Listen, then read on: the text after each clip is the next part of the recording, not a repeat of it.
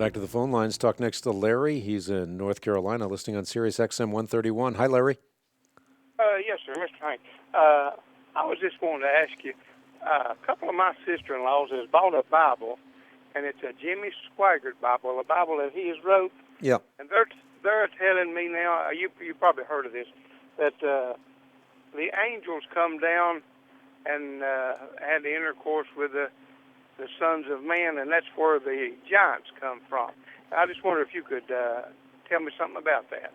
Well, I mean, sheer nonsense. And I think we should say that emphatically. And by the way, if demons could have sex with women in the past, there's no reason to think that they couldn't be having sex with women in the present.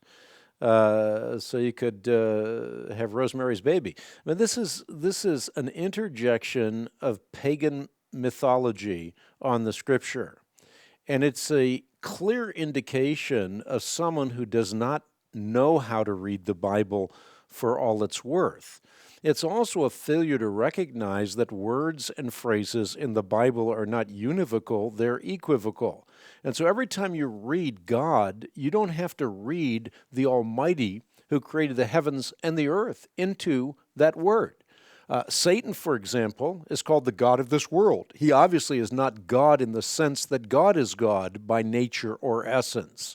Men are called gods in the Bible, but not in the sense that they are actual gods, in the sense that they're God's representation to the people. So you always have to read the word or the phrase in its context. And in Genesis chapter 6, you have a judgment on humankind. You don't have a judgment on some hybrid between angels and humans. Not only that, but the biblical precedent is always the same. Each kind reproduces after its own kind.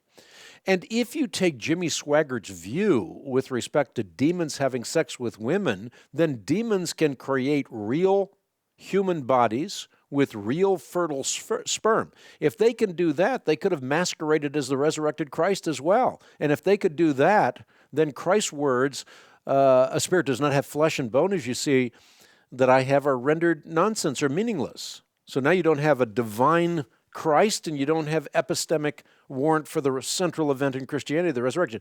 My point is simply to say, once you go down that line of reasoning, the ramifications are dire for the historic Christian faith. So, bottom line, the Jimmy Swaggart Study Bible, for a lot of reasons, is very suspect.